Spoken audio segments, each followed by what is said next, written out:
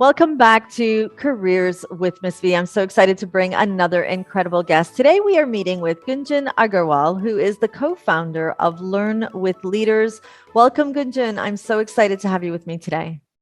Thank you, Maria. I'm so excited to be here and looking forward to this chat. One of my favorite parts of these interviews is learning more about individuals, their career insights, but it's also, I feel like I'm traveling around the globe whenever I do these interviews. I know that you're based in Delhi, I'm here in Dubai, and we have a lot of commonalities in terms of weather woes, but what's really exciting is that we're tapping into a market of young people and both wanting to empower them with knowledge and experience to help them move forward.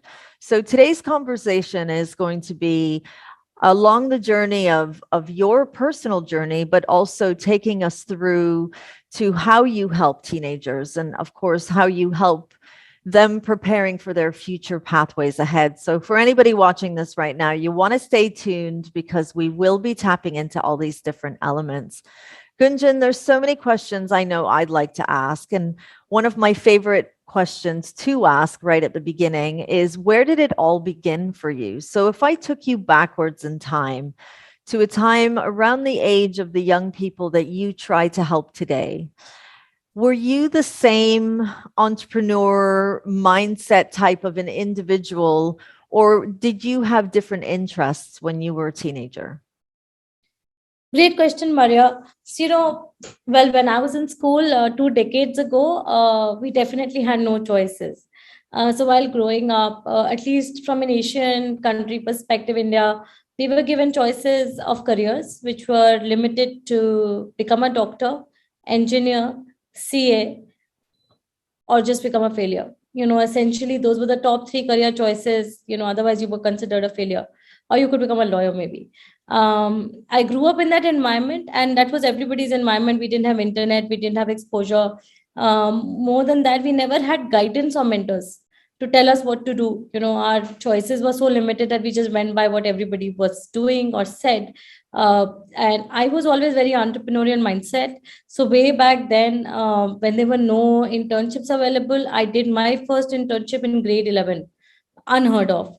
And I worked for a startup hotel that was trying to set up a marketing, and I ran that for them for 3 months, still while in school. And I think I just knew it then that I'm just going to be an entrepreneur one day. But CA is what I ended up doing because that was the choice I made. So I became a CA. I worked with Arthur Anderson and I worked with Ernst and Young.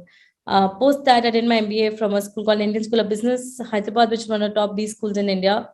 I was given a very, very plush job of an iBanker with Citibank, which the whole world wanted. And I think I was just the wrong choice.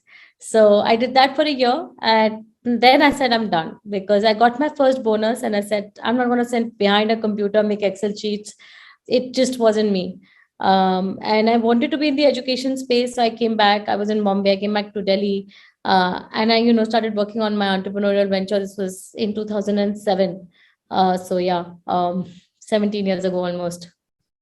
That is it's quite a journey. And I really appreciate how you took us through how society molded some of those choices and then how you identified that what you were living would probably have been the dream for many people, but you knew that it wasn't for you. Would you Right. say around that time that you had support from your community in making that next decision to leave a very reputable occupation doing, a great financial, as you said, you received a bonus, so it's very clear that financially things were doing well. To leave that, how did the community react to your choice? What do you think, Maria?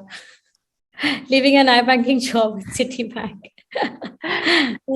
So I did not tell anyone that I quit. I just quit. And it took me almost a week to break the news to my family that I had quit my job. And they've been always supportive. They just didn't understand my decision of leaving, a job like that. It was a very set career ultimately. You could see yourself really growing in that role, making tons of money. So it was a very strange thing for them why I would, leave a very set career, because all your life you've been taught oh, go get that degree, do that, do that hard work. So finally you will be in that job that's going to settle you. You know how parents in India think that I've settled my child. And just when they thought that that was happening, it all got unsettled again. So yes, I did not tell anyone. It was my choice. I woke up one morning, I went and I resigned. Because I know that if I would have asked for opinions, I would have been convinced not to do that, by my dear friends, who would have done it in good interest, or my family who would have thought that's the best thing to do. But I just couldn't tell myself that I could wake up every morning and do that for even another day. And I ask you that question because whenever I meet with young people, it's a very common concern. You know, my parents think I should do this. My uncles or aunts or relatives or elders are telling me I should do that. My teachers are telling me what I should do, but I just feel like I want to do something completely different. And so, what I've identified is that we don't just choose our careers based on what we want to be doing. And young people today are very shaped by their surroundings. And from what you described, it sounded similar as well for you. So, to be able to break free, if you could talk to your younger self or maybe advise a young person who may be going through that kind of a challenge, what are some of the tips that you can now say, you know what? Your elders will have advice, but I learned early in my journey that I had to live the choices I made. How would you advise them to make those choices and to be prepared for breaking the status quo and going their own way? So, Manya, you're absolutely right. And today I work with kids in 80 countries. And you'll be surprised how this problem is common across cultures. And it's not because that parents don't have the best interest of the child, right? If a parent wants a child to go to Harvard or a Stanford, I'm sure they have the best interest for the child. But is that the child's dream? Maybe or maybe not, right? Because the kind of academic pressures in the Ivy Leagues are very, very strong. Not every child is built to survive that kind of academic rigor. And I think I have seen this so much that that is probably one of my very, very high motivations for Learnway leaders, that I would advise every parent, in fact, to let a child try everything while in school. Let them intern, maybe, at a coding firm, let them try out different types of, part-time jobs. Let them taste what it is to earn money. And I'm a very big advocate of that, because I feel that the mindset of earning and saving and growing is very different from a young child than to just spending. When they understand that, right, and they're, say, even getting a stipend in a job, and then they feel, oh, you know what, I really enjoyed that internship, but the other one I was sleeping all day. Then they start understanding what they enjoy, because as parents, the mistake we make is that we feel we know our child best. We probably do, but our child is an individual. What is in their heart, it may be something the child hasn't realized yet. So if my child, at 4 years old, voiced that she wants to be a baker, like many other parents, I could have shrugged it off, saying, oh, she's a kid. But I, took it seriously, and now at 7, she's an independent baker already. So what I'm saying is, a lot of times kids voice what they like in a very subtle manner, which parents sometimes hear and sometimes don't, because they feel like the choices they are making are the best for the kid. So I would really advise kids and parents, till they're in grade 11 at least, let them try many, many different things. Because they will themselves know what they can really live with and what they can't live with. Fantastic. I want to tap into your role as the CEO and co-founder of Learn with Leaders. When I see a job title like that, I think they're very different hats to be a CEO and to be a co-founder. So I'm going to tap into the co-founder element first, and then we'll jump into CEO. What I've identified in working with young people is the realization that many of them don't really understand the realities of a job title. They look at a title and they think it sounds just about right. Society seems to approve of this job title. I'm going for that. And then what we hear on these stories and journeys in doing my interviews is, I wasn't prepared for that job and I wish I was. What does it mean to be a co-founder in 2022? What it means to be a co-founder in 2022 means to be a co-founder in any year, Maria. It's probably just a bit more challenging, or has a lot of more opportunity. But it just means, like, we have this joke. There is this goddess called Kali in the Indian mythology who has like 12 hands.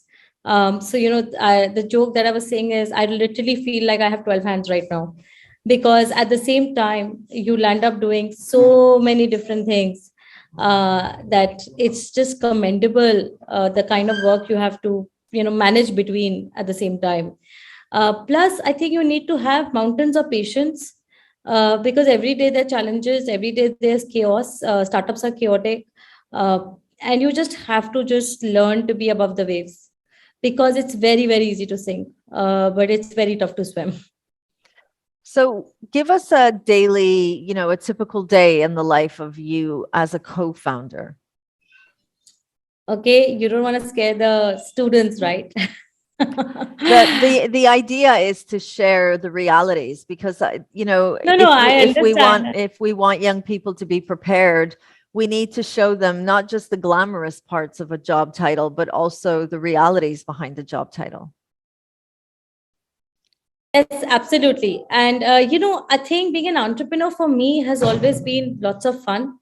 I always look at it as a life choice that you make, because once you get out of a job, you lose the, so that's the positive side. You have security in a job, right? Your salary is going to come in at a time. You work a certain hours, you work of, unless certain jobs demand more, but mostly you'll have fixed hours, fixed days. As an entrepreneur, you're responsible for many lives. You have to, there are a lot of people who depend on you. And I think on a daily basis, you're just fighting for everyone, just not yourself, to make it a success. My typical day would begin with early morning meetings, because I work a lot of US time, so ET and my PST times, toggle between early mornings or late nights. Post that, I've got into boxing. I do boxing for an hour. I come back, and by the time I get to work, I try and wrap up my emails, which pile on by that time, and then get on a call individually with the teams, just to look at the operations part or the revenue part. That's how the day goes. And then I think the calendar just gets booked with calls of people who need help to get something done. But I think I'm realizing at this growth phase of the company now, my day really goes in problem solving most of the time. And then I allocate about 2 to 3 hours in partnership development, which is what I do sometimes, mostly late at night. So 10 p.m. to 12 a.m. is usually the time that I would do those calls. That's incredible to hear. So where does family life fit into the journey of an entrepreneur for you? It's challenging to fit in the whole family life, especially when you're running a startup. I have 2 kids. So my daughter is 7 and my son is 6. And what we do is that we have time weaved in towards the evening, when I actually have a 1 hour blocked on my calendar when I'll go to them. It's not necessarily they want me at that time, but I have that hour blocked. If not, then I'll go back to work. But we do keep 1 hour at night with them before they sleep, which is just us and them. And then we create these routines where every Friday we take them out for something, or Sundays we take them out for something. So it's a lot of balancing to do with, especially with younger kids. Such a balance. Now let's talk about the role of CEO. Very different job title. Not necessarily every entrepreneur is the CEO of their enterprise. How do you juggle between the two hats? So let's start by defining your role as a CEO. And then where does the line blur between the co-founder and the CEO version of you? Maria, that's actually a very tough question to answer, because I'm still struggling with that answer myself, because that line is so super blurred. This, just as a co-founder, what you'll end up doing as a CEO as well. But the hardest part of being a CEO is sometimes just putting your foot down to take a call. Because I think there has to be that one person who takes a call in the organization. There are lots of times everybody disagrees on a lot of things. Those are really the times where I feel like I stepped up from a co-founder into the CEO shoes. But mostly the line is absolutely blurred. We work very well as a team. But the CEO role really comes up when certain decisions have to be made. And that's when that hat comes in very handy. Not something you learn in a classroom, is it? Everything I'm doing today, and this is like a topic of our favorite tea time conversation. Nothing was taught to us ever. So I find that so fascinating because what we see with young people is this idea that work life is similar to school life. And at school, our teachers guide us, our parents support us. But then we're thrown into the world of work, and no one really prepared a young person for the things they don't teach you at school. Did you have any entrepreneurial role models on your journey when you were growing up? And if you didn't, how did you learn to do the things that you do as an entrepreneur? Maria, I really feel a lot of this goes back to your upbringing. And my father is a self-made entrepreneur. He started his journey with literally nothing in his bank account, like nothing, I mean nothing. He used to work like 6 a.m. to 10 p.m. every single day, and he's worked damn hard to build up everything that he has today. So, as we were growing up, he used to always say that, take education from me, but never expect anything else. Go build your own lives. So, I've always seen that entrepreneurial mindset in the house. And, he was academics, was my mother. My mother's a PhD in mathematics. So, it was always like something subconsciously built up in terms of taking risks. So if when I left my Citibank job, a lot of people will shiver at that thought of not having anything in hand and leaving it, and all of that. But somehow I had seen my parents take so many risks in their life because they didn't have a choice, right? We just became like that. And I think I just couldn't imagine myself working for someone else. It's very interesting and very common. When I'm interviewing entrepreneurs, it is a very common response is that the idea of creating something and the idea of returning to work for another organization is always dismissed in terms of, you know what, I'm going to work hard anyway. I might as well do it for my own company and build my brand, which leads us perfectly into talking about Learn with Leaders. So I know that your mission is to help teenagers make better career and life decisions, but tell us more about the mission and how it comes to light.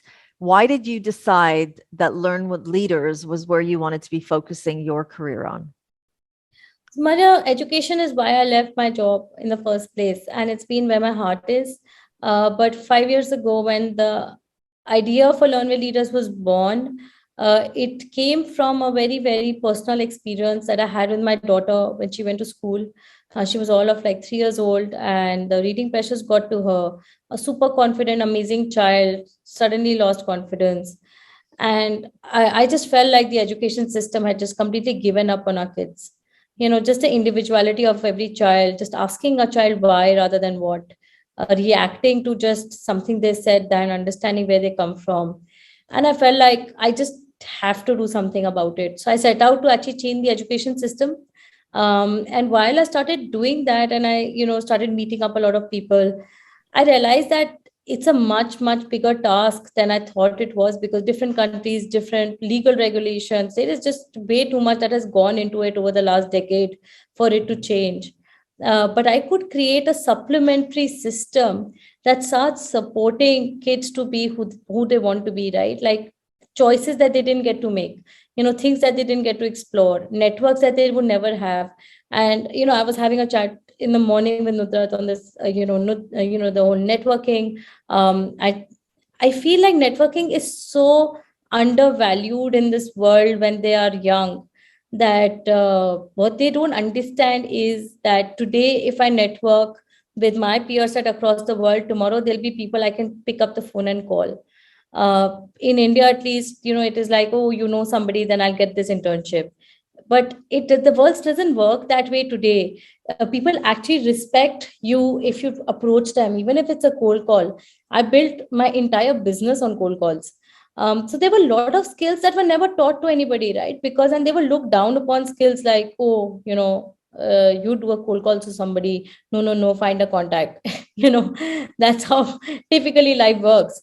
So yeah, I think my daughter has been my biggest driving force, and is still date she is, to get this system, to understand there is another way, and how slowly we can embed that. And I'm very, very proud that today a lot of schools approach us to say, can you create an after school for us?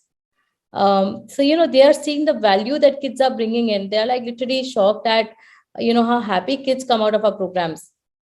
So tell us more about the programs. How does your program help a young person who is thinking about their future career, unsure about what to do, how to start? Take us through the journey of how you help that type of student, because I think it's easy to help a student when they know what they want to do and their academic grades are absolutely, over the top. Those students are easier to kind of take along that journey, but it's the students who are struggling and don't know where to begin that, for me, is the part of the work that I do that brings me the most joy, because watching a young person that's very afraid of making a wrong decision transform into a confident young adult who is striving for their best reminds me that we're dealing with people who need that kind of support. So how does your program help that type of student? So, Maria, you're absolutely right. And at Longview Leaders, first of all, we have a very clear policy of no disclosure of grades. It's a no label introduction. So you basically cannot use, any grades, any kind of high academic achievements, so that kids feel like they're at the same level with everybody else. So each child is looked at for what they want to be. Let me give an example of a kid who came to me last year from Indonesia. She was very shy. Her parents said she doesn't talk. So I put her in a communication program, a small class of students with Harvard kids. By the end of the program, she actually gave a speech, in front of the audience, and she was so proud of what she did that day. That she was just a changed child, because everybody in the class was not from her school. Like there were peer pressures in her school where people looked at it and said, "Oh, she doesn't talk." How it gets for a child, right? Once they feel that way in a certain peer set. And 1 year later, I mean, she's gone and done some amazing things through us, which I can talk about. But I think we mistake the fact of a career choice and a basic fundamental skill a child should have. For example, a communication skill or a leadership skill, just the ability to be networking with someone, or a skill around teamwork, which is so rare with these young kids. You'll be surprised, because all our programs put them through these life skills. Whether any program you pick up, right, they will have to work in a team. They will have to do something experiential, which means that they'll either come up with a project outline, or they have to present something by the end of it. So they are actually doing something live, which they are never used to. They're used to submitting homework. You know what I mean? Like how that is very different from real life exposure.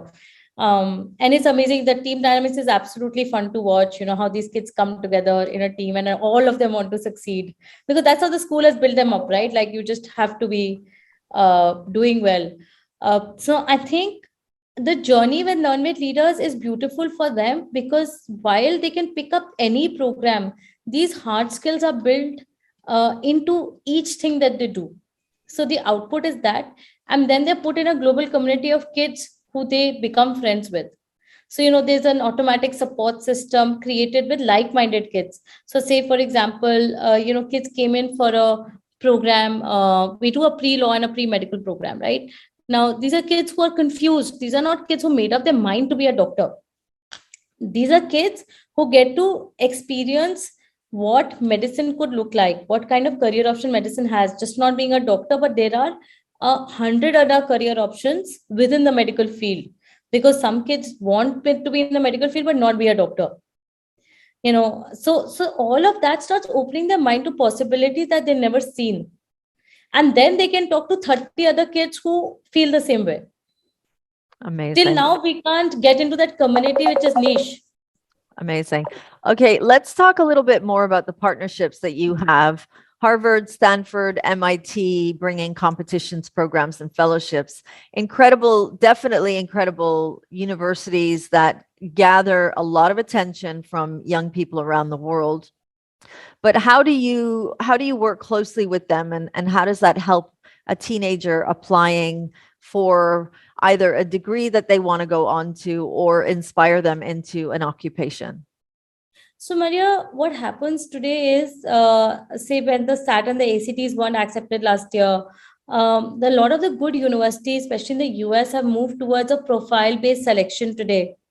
Essentially, what they look for in a profile is, what a child has been able to do to pursue a deep interest they had. So, for example, as a kid, I say that, oh, I'm really passionate about STEM and I want to do something in STEM. The next question in university is, what have you done in STEM? So say they take up a research program and they said that, okay, I did a research topic in STEM, wherein I published a paper, which is 2001, which is not a small task for a teenager to do. So then that paper has become part of his profile. His interest has taken 100 steps ahead from just saying, I have interest. So that's how slowly the profile gets built up. And because they're working, mostly all of our programs are with, centers or clubs at Harvard. They build up credibility of who they have worked with to pursue that interest. Because what a university looks for is how serious you are about pursuing something. Fantastic. I could go on forever, Gunjan, but I know we need to bring it right to a wrap. Just before we say goodbye, I want to tap into your top 3 career tips. You say that always keep meeting and talking to new people. You discussed networking a few times on this, and I agree with you. I think it's very important. And the reality is that we're on this call today because of networking. And then follow your heart and not somebody else's dream, which can be a hard one for a young person, especially when the person attached to the dream might be a parent. And then finally, your first career or job will not be your last. If you could walk away and want to make sure that today's conversation, along with your 3 tips, leaves a young person and a parent inspired to make the next choice, what do you want to leave them with today? Maria, I think what I would want to leave them with is that no choice is actually wrong. There's always learning from a choice. So don't look at choices as black and white. It's not a 0-1 game. So every experience that I have had, it may not have been the best for me at that point of time, but it's not like it was a bad choice. What I'm trying to make them see is that every choice gets you to learn something and adds on to your career's trajectory. That experience you may use 20 years later for absolutely something else. So, people get disheartened with something they did and it didn't work out. But what I'm trying to say here is each of that bit of experience adds on to who you will be every next year. So, just keep building on those experiences and don't ever feel like something went wrong, because each choice is a choice. Don't give it energy of good or bad. Just go with the flow of it, take the learnings and walk away, when you have to. So I think that's the way I look at life now. Fantastic. Thank you so much. It was such a pleasure talking with you today.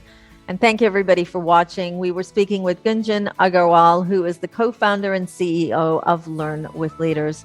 Thank you for watching, and I will see you at my next Let's Talk Careers with Miss V.